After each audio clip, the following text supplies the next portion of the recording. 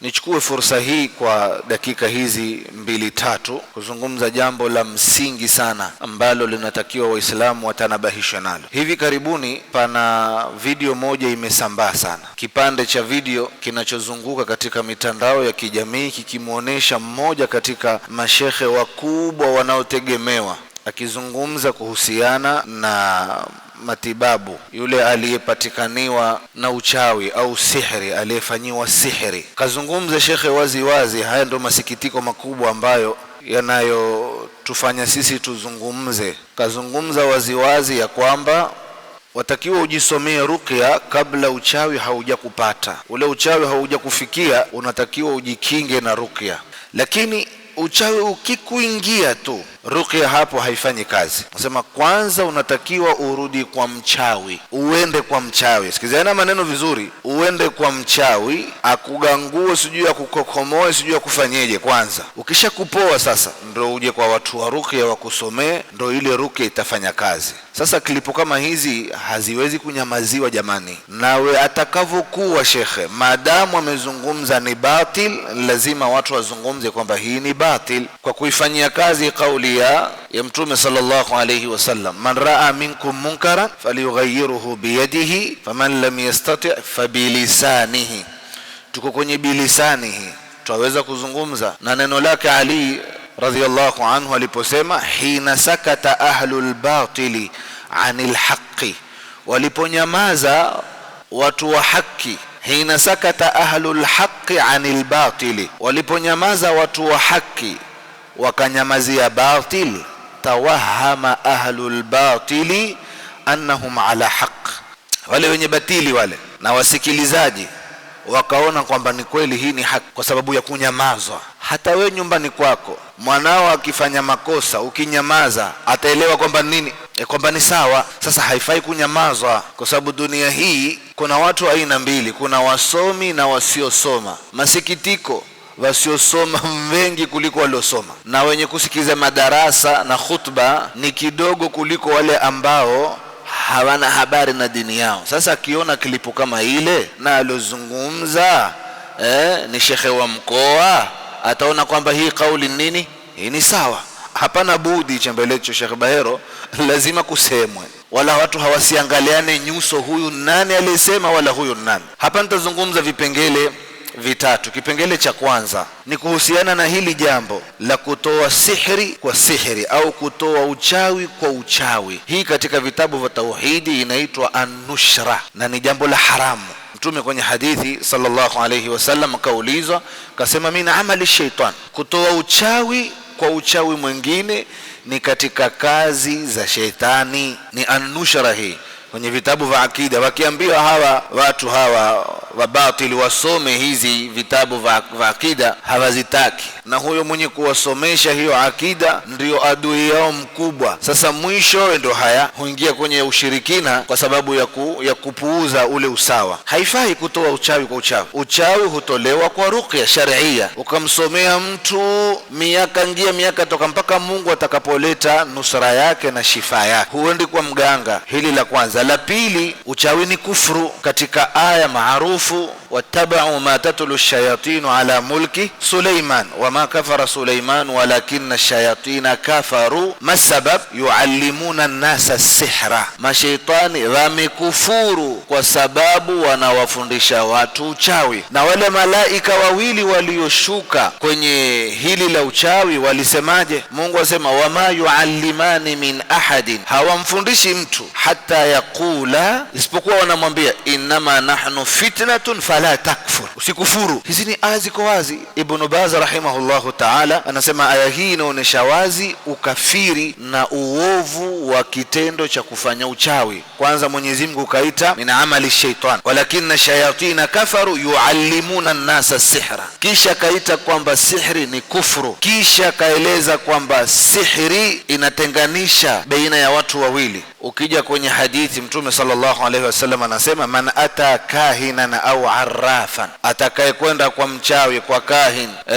kwa waganga hawa, fasaddaqahu bima yaqulu, akamsadikisha kwa anayoyasema, akakubali, faqad kafara bima unzila ala Muhammad, au kama qala alayhi salatu wassalam, huyu amekufuru yale aliyoteremshiwa Mtume sallallahu alayhi wasallam. Hizi ni dalili baadhi kwenye nyingi zinazoonesha uharamu wa mtu kufanya uchawi. Shekhe, sisi tuna yetu, tuna majanga, tuna na mitihani chungu mzima bila ya kwenda kwa waganga. Sasa utuambie tuende kwa waganga watakutuongezea miujiza zaidi ya miujiza? Hapana, si haki kufanya hivyo. Mche Mungu Sheikh, na usipoteze umma. Waelekeze watu, elekeza umma kwa Mola wao, waambie amma yujibu almudhtarra idha daa wa yakshifu as-su wa yaj'alukum khulafa al-ardh a ilahun ma'a Allahi. Waambie watu, wa in yamsaska Allahu bidhurrin fala kashifa lahu illa hu. Mwenyezi Mungu akikupa dhara lolote hakuna mwenye kukuondoshea isipokuwa nani? Isipokuwa yeye. Nashangaa hizi aya na hizi hadithi ziko wazi, lakini mtu akawa azungumza mengine. Ni kwa kuwa akida hakuna akida. Time nyingi watu walipoteza kwenye ngoma na kwenye kuimba. Sasa ukipoteza mambo kwenye wakati kwenye ngoma na kwenye kuimba kwingi, mwisho wake huwa ni haya, ukahimiza watu ya ushirikina badala ya kutoa watu katika ushirikina. Hili la kwanza. La pili ni ujumbe kwa wale maduati wanaohimiza umoja. Wale maduati wanaohimiza umoja, watu waache mizozo, sisi sote ni ndugu, ikhtilafu zetu tuziweke pembeni, tusiwe ni wenye kujibizana na kukemeana. Suala, hivi kweli hili la kuwekwa pembeni, hili la kuambia watu kwanza nenda kwa mganga kutoe ulichorogwa kisha uje kwa rukia, hili la kuwekwa pembeni pia? Mbona watu jamani dawa hii waipeleka kimaslahi? Mbona watu dawa hii watu wameifanya ni kitega uchumi? Mbona dawa hii jamani watu imekuwa huogopana mato? Mtume hakuwa hivyo Sheikh. Mtume ilikuwa akifanya la usawa hata kama ni kwa nani. Leo imekuwa huangaliana nyuso. Sasa suala, tuwe wamoja na watu hawa, tushirikiane na watu wenye kuambia watu nendeni kwa waganga kwanza kisha ndio msomiwe ruqya, tukae nao meza moja, tufanye nao dawa kwa pamoja? Hapana, hakuna kitu kama hicho Sheikh, hakuna kabisa. Watu wa sampuli hii na wakae mashariki, tukae magharibi. Na kama kutaleta picture kwa watu ya kwamba mashekhi kwa wao hugombana, na ilete hiyo picture na kugombanwe, kwa sababu hili ambalo alilolizungumza huyu bwana ni jambo ambalo Mungu mwenyewe amelitofautisha, na ni jambo ambalo lilileta magombano makubwa. Ndio hii dini ikafika hapa. Shirki na tauhidi hazikai pamoja kabisa, tena lazima ziwe mbali mbali. Hili ni jambo la batil, hakuna umoja wa watu wa sampuli hii, hakuna. La tatu, hili alilolifanya huyu bwana, nyinyi mnaolingania watu umoja, ni la sawa au la makosa? Mukijibu ni la sawa, subhanallah, billahi alayk dhalaltum an sawa'i sabil, mumepotea na barabara sawa. Mukitaka tushikamane na hawa watu wenye itikadi hizi, wenye kuhimiza haya, wenye kulingania haya, na mukataka tukae na wao meza moja, wallahi mapoteza watu, billahi alaykum mapoteza umma, na nyinyi ni mas'ul mbele ya Mwenyezi Mungu subhanahu wa ta'ala. Mukijibu kwamba la si sawa, toeni maklipu tuone. Kwani lazima tutamnasihi tu? Wakati nyinyi wa kutoa maklipu na kutoa mihadhara kamili jisajizima, kwa wazungumza umoja na ukawa wakemea rudud zinazofanywa, hukaliwa kikao kabisa, kwa na kamera pale, mtu akapayuka akafurisha na shingo na mishipa na akawa mkali ya kwamba Waislamu wamekaa kazi kujibizana, tuangalieni ya msingi. Sasa zungumza hili la msingi kuliko yote, weka muhadhara kamili, zungumza sihiri nini na hukumu yake ni ipi, na wanaohimiza sihiri hawa ni watu gani? Zungumza, usitoe tu klipu za watu kwa wamoja. Zungumza huyo ahimiza shirki, zungumza huyo ahimiza watu waende kwenye ushirikina.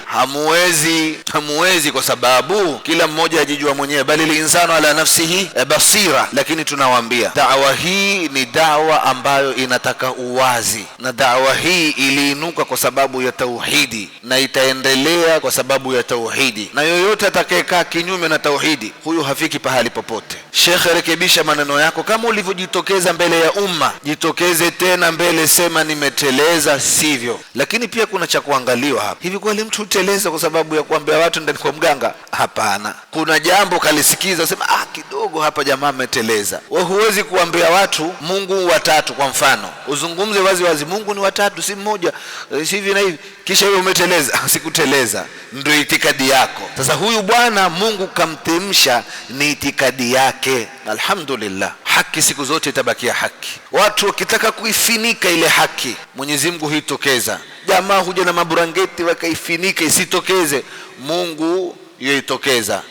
Haki ipi? Tulipokuwa tukisema wata sisi tumekuja juzi tunawe, sisi tumefanya nini katika dawa hii? Mtume Muhammad sallallahu alaihi wasallam na masahaba na wema mpaka mwisho, mashekhe zetu wa zama hizi na waliokwenda mbele za haki, walipohimiza da'wa ya tauhidi, mambo yalionekana na wakatueleza watu hawa hatufai kukaa nao meza moja, mambo yakawa yako wazi. Lakini kukatoka baadhi ya muduati wataka kuziba eti kwamba hakuna neno, mambo ya kunuti, mambo sijui ya tasbihi, sijui tusigawanye umma. Hapa hakuna tasbihi Sheikh, wala hakuna kunuti. Si kunuti kuambia watu nende kwa mganga, si mambo ya kunuti, wala si mambo ya nini hapa ikhtilafu wala nini, hakuna hiyo. Wewe mtu azungumza uchawi, ushirikina wazi bwana, alafu nyinyi mwakaa kimya kwa sababu zenu mnazozijua nyinyi wenyewe. Hapana, lazima kuzungumzwe haki, na haki siku zote itabakia ni haki. Hili ndilo ambalo ningependa kuwafahamisha. Klipu hii imeenea, na muwe na hadhari na maduati kama hawa, na mukae na wao mbali, na mujue ni nani anayestahiki kusikilizwa na nani ambaye hastahiki kusikilizwa. Subhanakallahumma bihamdik, nashhadu an la ilaha illa anta, nastaghfiruka wa natubu ilaik. Wassalamu alaykum wa rahmatullahi wa barakatuh.